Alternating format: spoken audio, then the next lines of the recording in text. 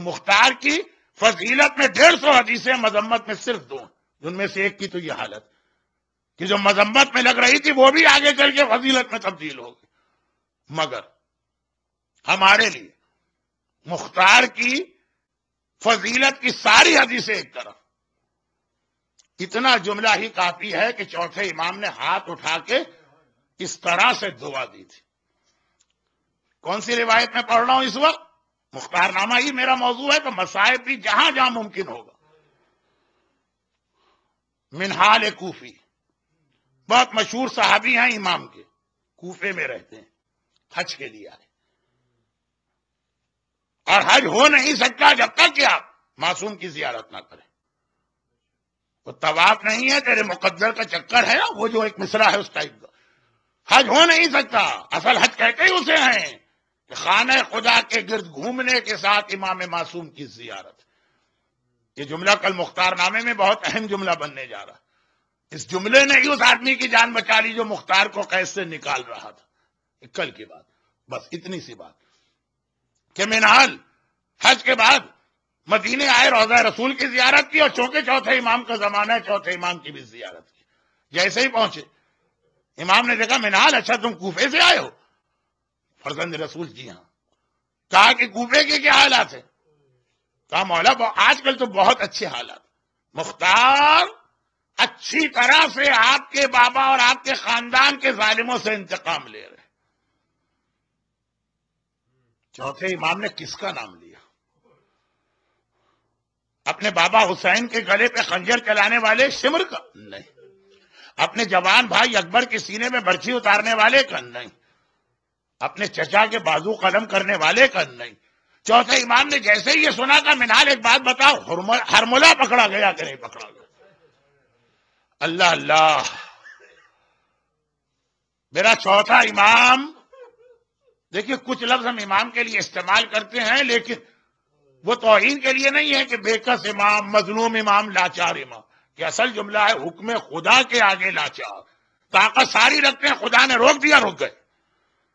ہائے میرے مظلوم امام نے ایک بار ہاتھ اٹھائے اور کہا اے خدا ہرملہ جلد از جلد پکڑا جائے، قطع اللہ یدیہ ورجلہ، اللہ اس کے ہاتھ اور پاؤں کاٹے، وَأَحْرَقَهُ فِي النَّارِ الدُّنْيَا قَبْلَ نَارِ الْآخِرَةِ، اور جہنم کی آگ سے پہلے وہ دنیا میں آگ کا مزہ چکھے۔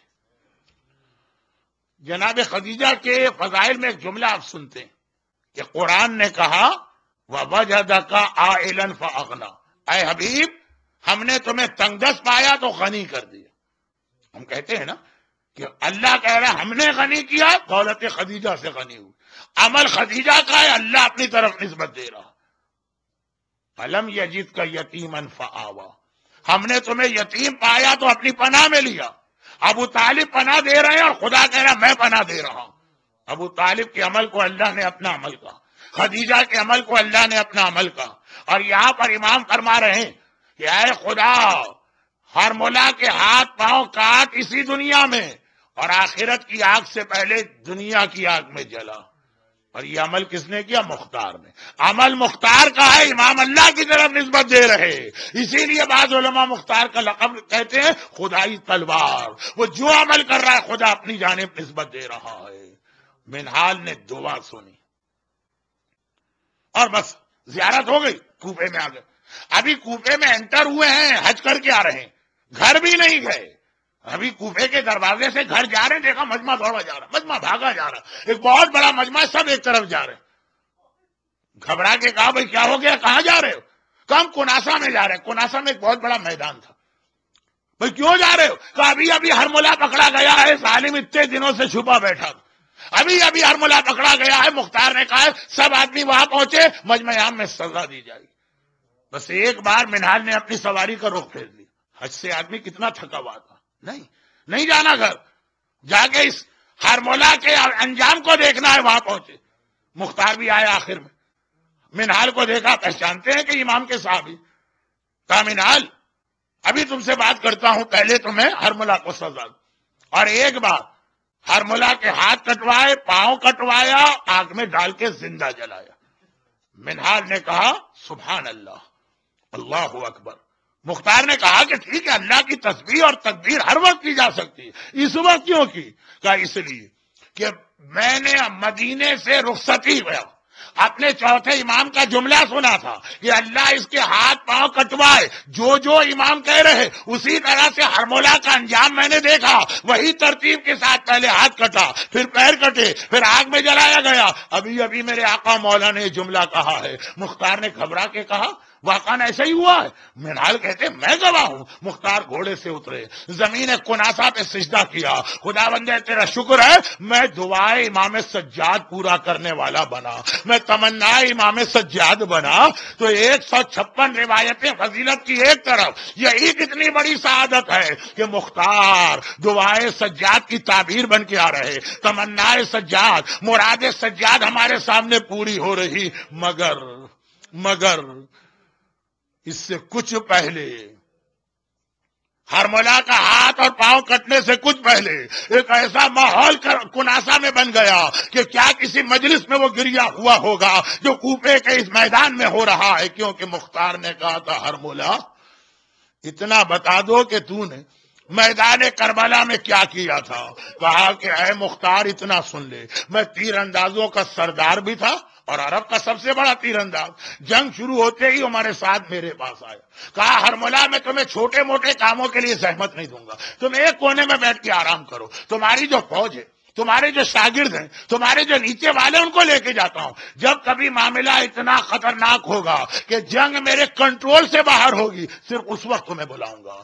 مختار نے کہا تو پھر بلائے گا؟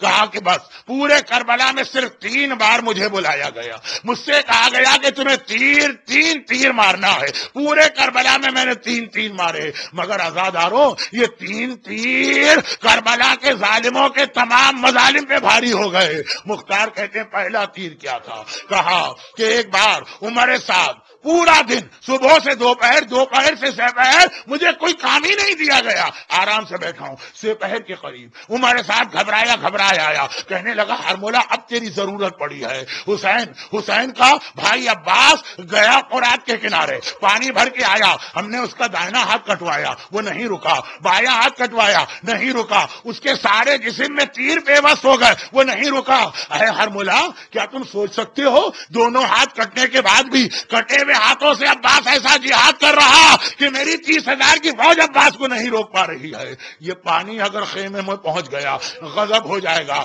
عباس کو روکنا ہے۔ ذرا سنیے، ذرا سوچیے وہ شیر جری کس طرح آگے بڑھا ہوگا کہ 30,000 کا لشکر ہاتھ کٹے ہوئے عباس کو نہ روک پایا۔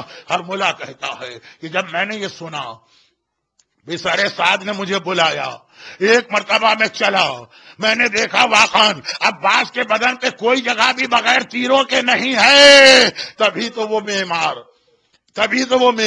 ایک مرتبہ جناب عباس کے روزے میں، اصل قبر تو نیچے ہے نا، وہاں پہ پانی آنے لگا تھا، اس کی بات نہیں کر رہا، اس سے بھی پہلے کی بات، پانی آنے لگا تھا، ایک آدمی کو بلایا گیا، معمار کو، وہ گیا چیخے مارتا ہوا آیا، لوگوں نے کہا کیوں رو رہے ہو؟ کہا کہ میں نے تاریخوں میں پڑھا ہے عباس کا قد اتنا زیادہ تھا کہ گھوڑے پہ بیٹھتے تھے تو پاؤں زمین تک پہنچتے تھے، اور وہاں قبر تو ایک بچے کے برابر قبر نظر آ رہی ہے، ایسا بدن ٹکڑے ہوا۔ تو ہرملا کہتا ہے سارے بدن پہ اتنے تیر لگے ہیں، میں نے سوچا میں کیا کر لوں گا، اتنے تیر کھا کے جو نہیں رک رہا ہے، رکنا تو درکنار، رفتار سست بھی نہیں ہو رہی، میں ایک اور تیر مار کے کیا کروں گا، سوچنا چاہیے عباس کی طاقت کا راز کیا ہے۔ دائنا ہاتھ کٹ گیا، بائنا ہاتھ کٹ گیا، تیروں سے بدن چھلنی ہو گیا، پھر بھی کیوں نہیں رک رہے؟ میں نے غور کیا، ایک چیز سمجھ میں آئی کہ دونوں ہاتھوں کے درمیان ایک مشق ہے جس سے عباس بچا رہے ہیں، ہر تیر اپنے بدن پہ لے رہے ہیں، مشق پہ کوئی تیر نہ آنے پائے۔ بس میں سمجھ گیا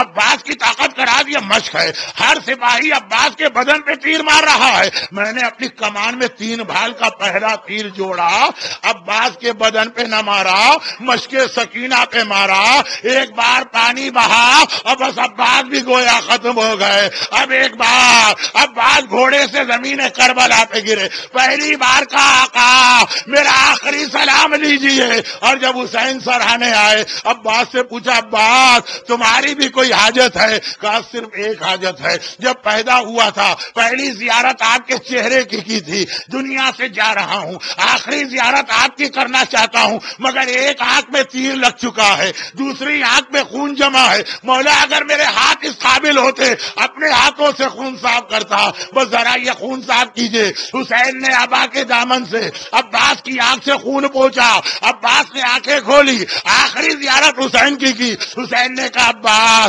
اور ایک تمنا میری بھی ہے اور بہت پرانی تمنا ہے، ہمیشہ تمہاری زبان سے سنا، تم نے مجھے آقا کہا، ایک بار حسین کا دل چاہتا ہے مجھے بھائی تو کہہ لو، تمہارے منہ سے بھائی سننا ہے، یہ میری آخری وصیت۔ عباس نے بھائی کہا اور ایک بار فاطمہ زہرا پچھاڑے کھا کے گری، ارے میرا عباس مارا گیا، ارے میرا لال مارا۔ السلام على الحسين